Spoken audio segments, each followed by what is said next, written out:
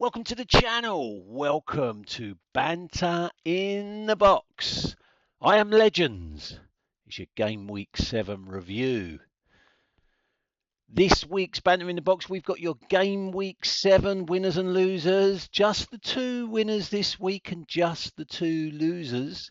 We've got the FFFL Cup review, second or match day 2 of the group stage of the Family Fantasy Football League Cup was last weekend.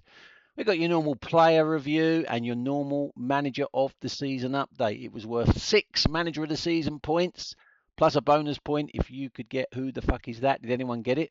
All will be revealed. Your game week 7 winners. Take a bow. Dimmy's Dynamos, Megan Hoxby climbed another place up to 5th. Megan has not been as high as 5th in the Family Fantasy Football League since the 11th of February 2021. And congratulations, Keith Simons, Legends 23 manager, climbed 3 places to 12th. First weekly win of the season for Keith with 54 points. He was the biggest climber in game week 7, and 12th is a season high for Keith. Those transfers he made earlier on in the season in the first 3 weeks are really starting to pay off now as he's climbing the table rapidly. 1 manager of the season point to Megan and Keith. Your game week 7 losers. 2 of them, and it's a second consecutive appearance on the losers table.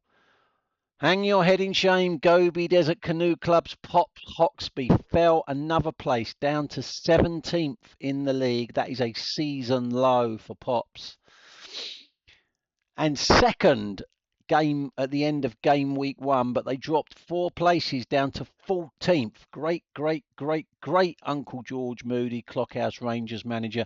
The lowest scorers in game week 7, just 5 points. The biggest fallers down 4, and 14th is a season low for George. 1 manager of the season point lost for those 2.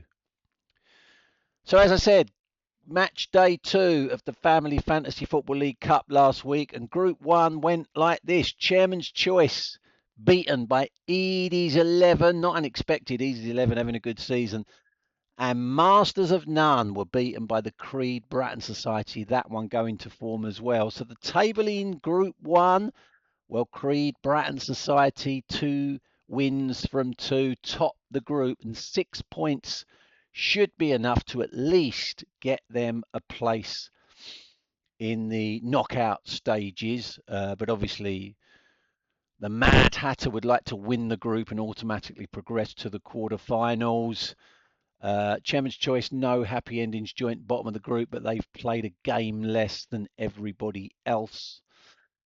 Group 2, bottom of the table, Anders FC pulled off the shock of the cup so far, beating second place Benny United 41-38. And Greece Lightning bounced back from their defeat in match day 1 by beating Error 404 43-32. That one was expected. So it's wide open in this group. I've got a Life who didn't play match day 2, won their opening game, so they're top on points difference. But as you can see, 4 teams on 3 points. Anders FC, 100% record, 1 game, 1 win. Error 404 played 2, lost them both, so they're under pressure if they want to qualify for the knockout stages.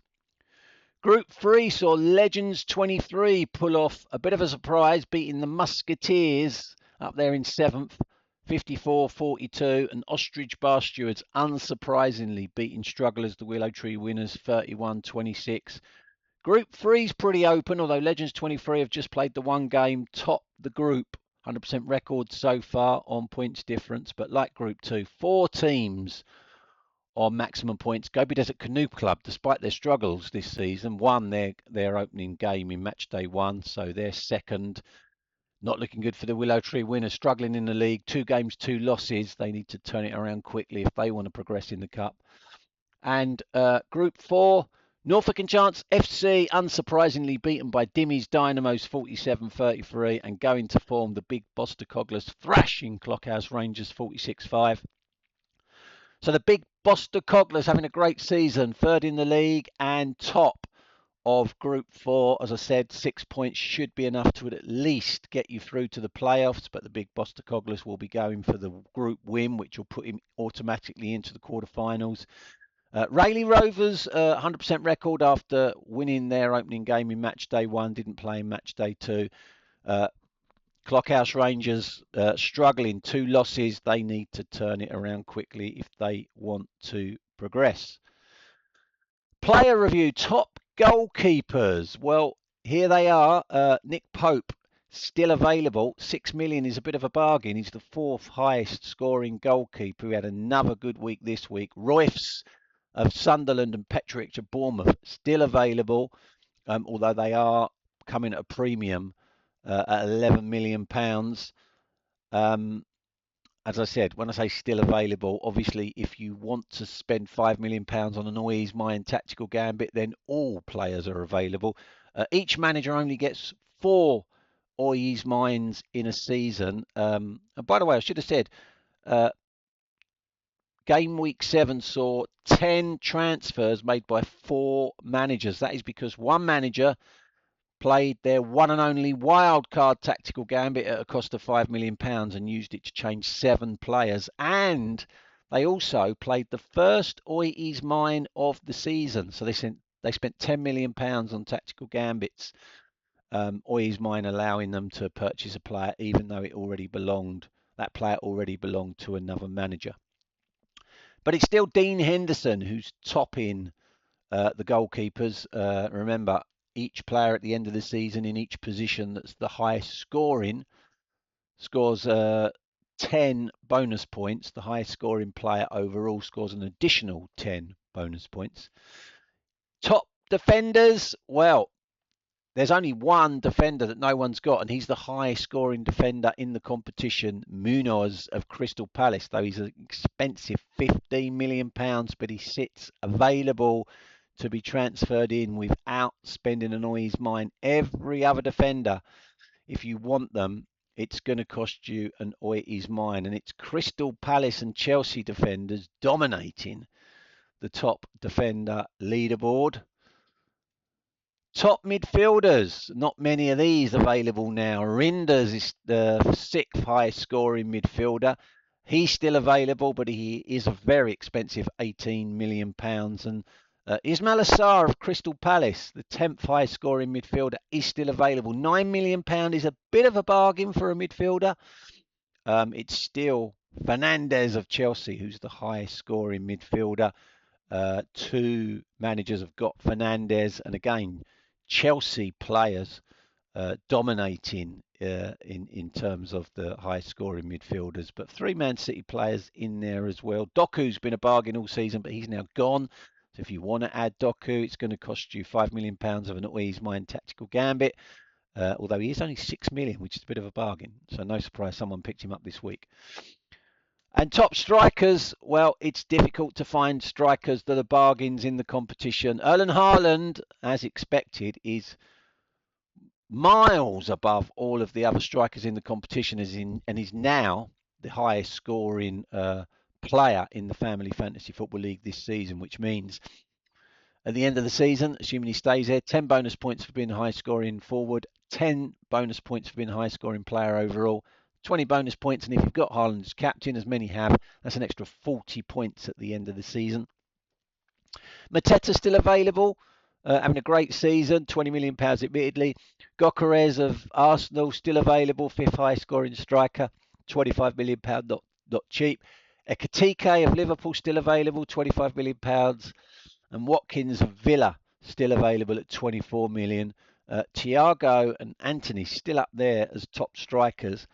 Not available without spending on his mind tactical gambit, but are in there as a bit of a bargain. As for Richarlison as well, 6th highest scoring forward, only 6 million. Someone's got him now, but if you want to spend on his mind tactical gambit, you can have him. So they're your highest scoring strikers.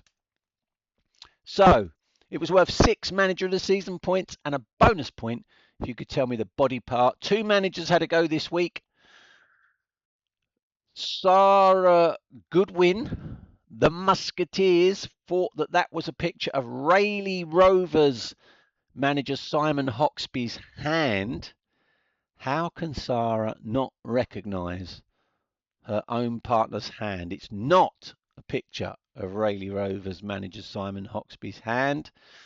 And Benny United manager Mark Benwell thought that that was a picture of I've Got a Life manager Mops Hoxby's head. I don't know if he's just trying to incite banter, but that is not a picture of I've Got a Life manager Mops Hoxby's head. So, no one got it right. We're rolling it over, but this is what the manager of the season table looks like. Top of the manager of the season table anyway, and it's a bit of scoring there in the bottom half of the table, but in the top half, just Megan Hoxby picking up a manager of the season point for being a game week 7 winner means she closes the gap on leader Sarah Goodwin by 3 points. Ever closer, but we're rolling it over. So next week, it's going to be worth 7 manager of the season points plus a bonus point if you can correctly name the body part. If you get the body part correct, but you don't get the manager, no points. You can only get the bonus point if you correctly identify the manager. And remember, we're in the midst of an international break, so it's going to be 2 weeks until the next Banter in the Box. So you've got plenty of time to ponder it. But that is your Game Week 7 review. Enjoy the international break. And until then, take care, everyone. Bye-bye.